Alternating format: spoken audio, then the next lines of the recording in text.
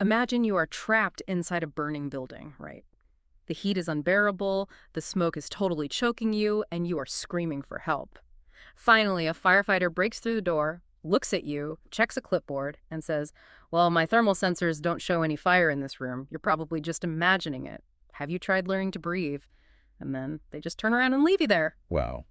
Yeah, that is, it is an incredibly isolating, terrifying scenario to even try to picture. It is. But the thing is, for millions of people navigating chronic, invisible illnesses, that isn't some dramatic metaphor. That is literally just Tuesday. So, welcome to our deep dive into the source material from Beyond the Pain, Triumphs of Migraine Surgery. Glad to be here.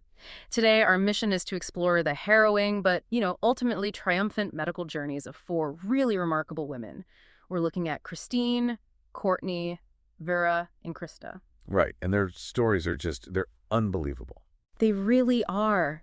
We are looking at the reality of chronic, invisible pain, the massive hurdles of modern medical diagnoses, and the incredible power of relentless self-advocacy. Because before we can even begin to talk about the cure these women found, we have to look at the staggering diagnostic maze they were forced to navigate. Yeah, and honestly, maze almost feels too generous of a word for it.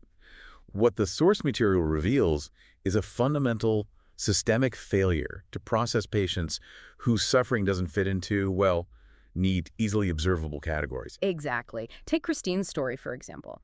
She literally tracked her diagnostic journey by the numbers. And if you have ever walked out of a doctor's office feeling like you weren't heard, you basically need to multiply that feeling by 1,000. Oh, at least 1,000. Over 4 years of continuous symptoms, she saw 30 different medical professionals. 30. That is just an exhausting amount of appointments. Right. She underwent 14 different blood tests, 9 lumbar punctures, and was prescribed 8 different heavy-duty systemic drugs, things like Diamox and zonisamide. And despite an incredibly aggressive amount of intervention, she was given 22 distinct diagnoses over that 4-year period. 22. Which is just crazy. It is. I mean, it ranges wildly from vague descriptions like muscle weakness to highly specific conditions like idiopathic intracranial hypertension. It basically paints a picture of a medical team grasping at straws, just throwing diagnostic labels at the wall to see what sticks. And some of those labels are deeply traumatic. Like at one point, Christine's neurologist calls her right before Thanksgiving to tell her she has tuberculosis meningitis. Which is an utterly devastating thing to hear on a phone call. It's highly contagious and frequently fatal. Right. And her immediate reaction wasn't even pure terror, which you would expect. She actually felt a brief sense of relief just to finally have a concrete, actionable answer. Just to know what the enemy is. Exactly. But then over the weekend, her condition deteriorates, she rushes to the emergency department, and the doctors there look at this supposedly positive test result and just dismiss it outright. They literally tell her if you actually had TB meningitis, you'd likely be dead by now. Oh my gosh. The psychological whiplash of that is profound. I mean, they admit her, they run more tests, and eventually the truth comes out. Yeah. The positive result was just a sample mix-up at the lab. A lab mix-up that hijacked her entire reality for days. Yeah. And while dealing with this physical agony, she is constantly slamming into a wall of skepticism. Like, a hospitalist actually labeled her a malingerer in her medical chart, which means they thought she was faking it. That is so damaging to a patient's chart. It is. Her own primary care doctor told her to just get an attorney and file for disability. At work, her balance issues were so severe that her colleagues thought she was intoxicated, and a senior executive actively accused her of using a walker just for attention. You know, the social and professional stigma attached to invisible illness is a massive secondary trauma. It's not simply the physical pain destroying your life, it's the constant invalidation of your reality by literally everyone around you. Okay, let's unpack this for a second. I just keep thinking about this like taking your car to 30 different mechanics. Yeah. Because there's literal smoke pouring out from under the hood. Right, a clear, obvious problem to you. Exactly. And instead of opening the hood and figuring out what's mechanically wrong with the engine, they sit you down and accuse you of driving wrong. Or they tell you that you're faking the smoke. Yeah. Or they plug in their little diagnostic computer, and when the computer says the car is fine, they tell you the smoke must be a psychological issue. I mean, why is modern medicine defaulting to hysteria or malingering the second they hit a diagnostic wall? Well, this raises an important question. I wouldn't necessarily say it is malicious blame on the part of the individual doctors, though it absolutely feels that way to the patient. Oh, for sure. We really have to look at the system's architecture. Modern medical diagnostics are heavily, almost exclusively, reliant on objective visual data. The training dictates that you need an MRI to show a tumor or, a blood test to show an elevated white blood cell count. So if they can't see it on a screen? Right. If the hardware looks fine on the scan, the training dictates it must be a software or essentially a psychological issue. So because their specific imaging tool doesn't capture the problem, the assumption is that the problem doesn't exist. Precisely. Invisible, complex symptoms like Christine's hyperactive reflexes, her disequilibrium, her unrelenting head pain, they just don't show up on a standard scan. When highly sophisticated tests like MRIs and lumbar punctures don't yield easy, actionable answers, it creates this massive cognitive dissonance for the medical provider. That makes sense. The system is entirely designed to find the problem. When it can't, it is much easier to label the patient's psychology as the root cause than it is to admit there's a massive gap in our medical science and our imaging technology. And when the system essentially abandons them, what happens? I mean, a patient is sent home and told their 10 out of 10 pain is either permanent or fabricated. Their whole world just collapses inward. It shrinks down to almost nothing. Yeah, we have to look at what this diagnostic failure actually costs on a human level, because this pain isn't just a bad headache. It systematically strips away their identities. And what completely blows my mind is how seemingly random the onset is. Yes, the onset is a critical part of these narratives. It rarely begins with the kind of massive, obvious traumatic event that would immediately explain the severity of the symptoms to a doctor. Exactly. Like, take Vera. She was 38 years old, deeply active, constantly camping and hiking with her husband and daughter. In 2022, she gets a mild COVID infection. She said it just felt like a regular cold. Right, nothing out of the ordinary. But that mild infection triggered severe, unrelenting headaches that left her completely bedbound. She became aggressively hypersensitive to light and sound and was just constantly nauseous. And Krista's journey started at age 18 after a severe flu. And Krista's situation was then compounded over 15 years by a cascade of other physical traumas. I mean, she was involved in 2 different car accidents. She suffered multiple concussions from fainting due to seizures. And her aura migraines were severely worsened by the hormonal shifts of her 3 pregnancies. The physical reality of Krista's pain is hard to even conceptualize. She described the pressure as a vice literally tightening around her skull. She couldn't bear even a light touch to the back of her head. Wow. If you're listening to this, I really want you to imagine your entire world, your career, your family life, shrinking down to the size of a dark, silent bedroom. Because that is the reality here.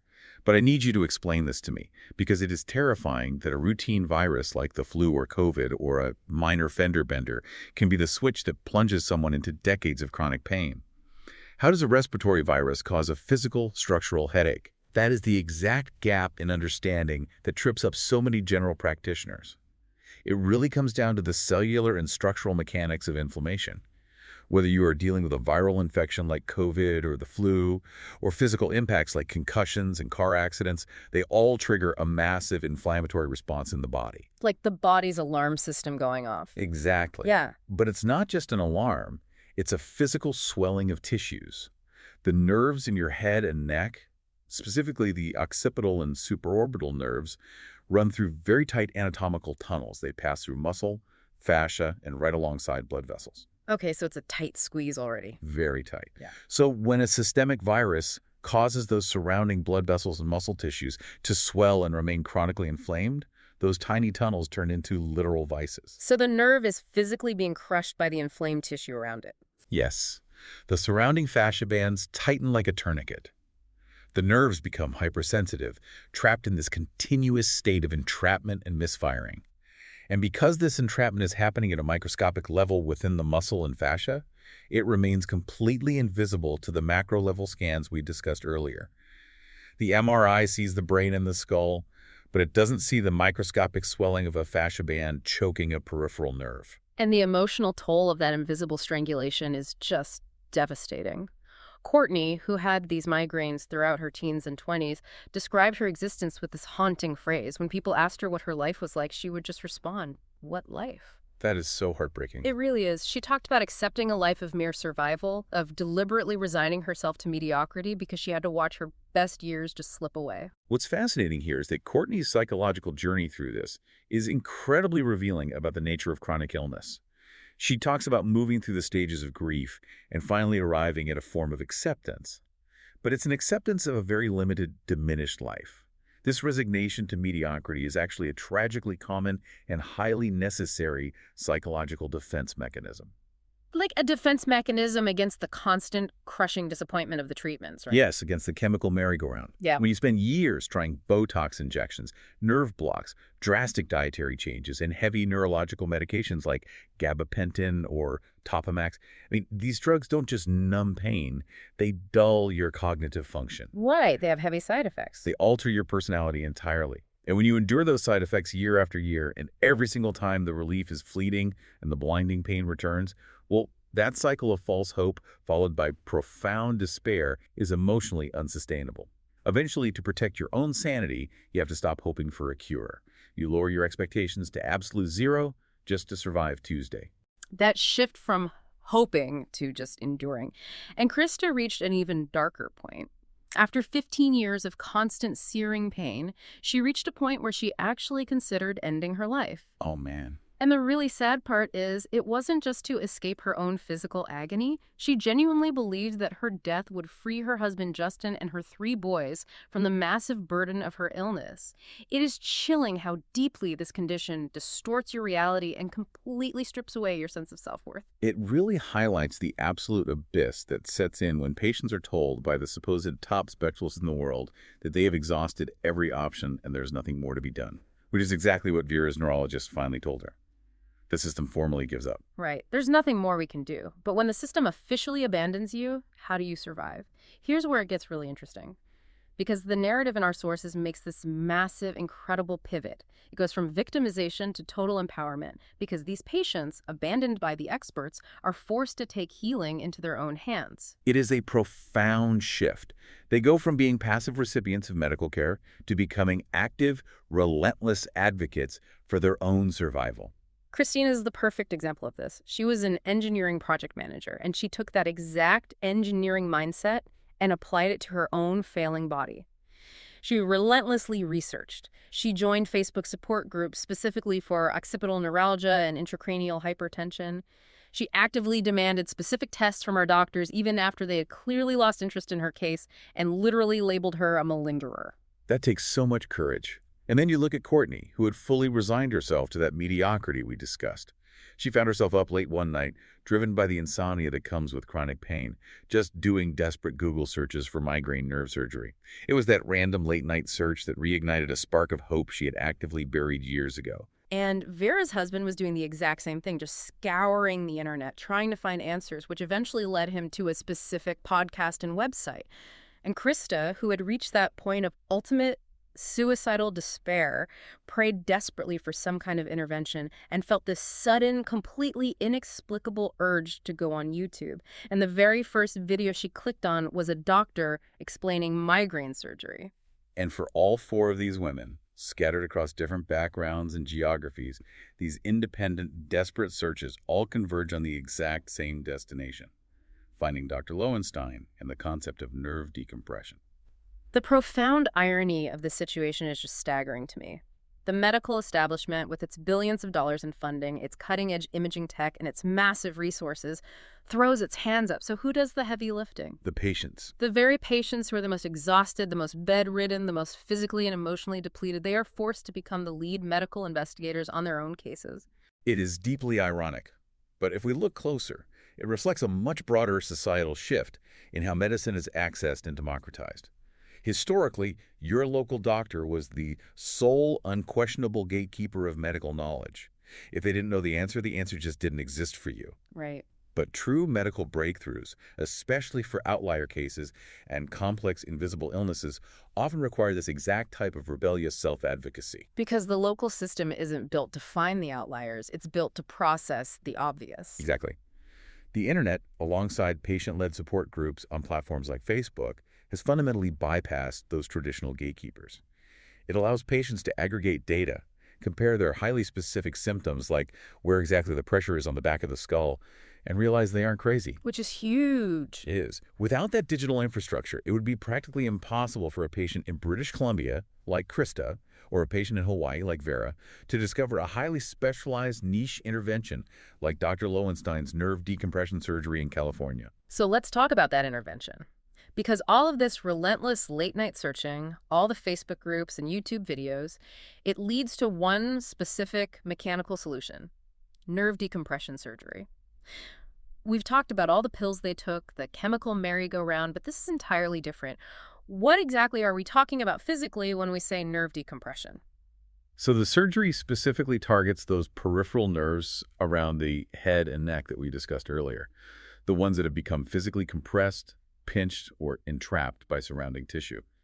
The sources specifically mentioned surgeries on the greater and lesser occipital nerves, which run up the back of the head, as well as the supraorbital and temporal nerves, which are located in the forehead and temples. So, what does this all mean? I think the best way to visualize this is to go back to that kinked garden hose analogy. For years, the doctors were essentially standing at the spigot, constantly trying to change the water pressure. Right, trying to force it through. Yeah, they were adding heavy chemicals to the water, giving these women prednisone, gabapentin, amitriptyline, trying to chemically force the water through the hose. But you can mess with the chemical pressure all you want. Until a surgeon actually goes in, opens the hood, and physically unkinches that hose, the water is never going to flow properly. That is a perfect visualization. And the biological reality of that kink is exactly what the surgeon is addressing. The surgeon goes in and physically removes the constricting fascia bands, cauterizes the swollen blood vessels that are wrapping around the nerve, and clears away the scar tissue from those old concussions. They are structurally freeing the nerve so it can finally glide smoothly through the tissue without firing off a constant pain signal. And the spectrum of recovery these women experience once that structural issue is fixed is fascinating. For some, it was an immediate, literal, overnight miracle. Vera had the surgery, and she said the very next day it felt like a switch had been flipped. 100% of the pain in the back of her head was just gone immediately. That's incredible. And Christine had a remarkably similar immediate response. She wakes up from surgery in Santa Barbara, and Dr. Lowenstein asks if she can walk without the dizziness that had plagued her for years. She wasn't entirely sure right then, but later that day back at her hotel, she gets up to go get dinner and suddenly realizes she no longer has to hold onto the walls to walk. Wow. Her balance was instantly restored, and her debilitating headache was completely gone. But then you have Krista, whose victory was much more gradual, which I think is so important to highlight. She had both the back and front surgeries, but her recovery involved navigating all these strange sensations and lingering pain for 5 whole months post-surgery. Yeah, nerve healing isn't always instant. Right, but she held on to hope, and eventually that pain began to steadily lift, and she reached an 80 to 85% improvement. She still gets occasional migraines, but the vast majority of her days are completely pain-free. It's crucial to acknowledge that variance. Nerve healing is complex. I mean, a nerve that has been crushed for 15 years takes time to regenerate and calm down. But whether the relief is immediate or gradual, the ultimate outcome is a return to a fully realized life. The return of joy. That shift going from what life to walking 6 or 7 miles a day around New York City on a trip. It's hard to overstate how massive that is for Courtney. Oh, absolutely. Vera went back to camping in Hawaii with her family. Krista is keeping bees. She's hosting large gatherings. She is homeschooling her 3 boys. She can finally sleep through the night and laugh without the sheer terror of triggering a blinding headache. If we connect this to the bigger picture, it perfectly explains the profound psychological rebirth these patients experience post-surgery. It's not simply the absence of pain that transforms them. When you're in chronic agonizing pain, your brain is essentially dedicating 90% of its processing power and energetic resources just to managing and surviving that pain signal. Wow. It's an exhausting, all-consuming background task that drains everything else. Right. There is literally no energy left for anything else. No energy for joy, for patience with your kids, for planning a future. You are just surviving the minute you are in. Precisely. So when that nerve is decompressed and that massive blaring alarm bell in the brain is suddenly structurally silenced, the return of cognitive clarity is explosive. Courtney described it as the cloud of despair physically lifting and her optimism and drive instantly returning. That's amazing. It really is. It's why the shift from mere survival to actively thriving happens so rapidly. The brain's resources are suddenly freed up to actually experience the world again. It is truly an incredible journey. To wrap up our deep dive today, I want to pull back and look at the core takeaway from all 4 of these sources. Medical science is an incredibly powerful tool, but it has massive systemic blind spots. When the scans come back normal, but the pain is destroying your life, the system will often fail you. Unfortunately, yes. Christine's advice in her story is something every single person should carry with them. She says, never give up. Pursue answers relentlessly, even when experts doubt you. This is your life, and no one will fight for it like you will. We all need to be the fiercest advocates for our own health. And you have every right to question the system when you are told a very real physical problem is all in your head. And I will leave you with this final thought to mull over.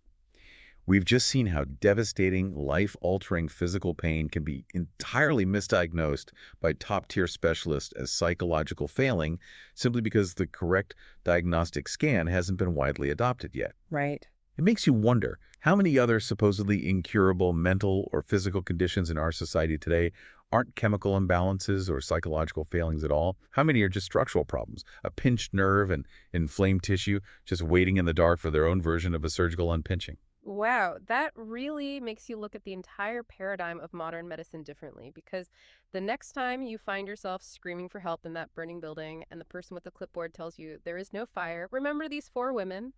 The smoke is real, the fire is real. You just have to keep searching until you find the person who actually knows how to put it out.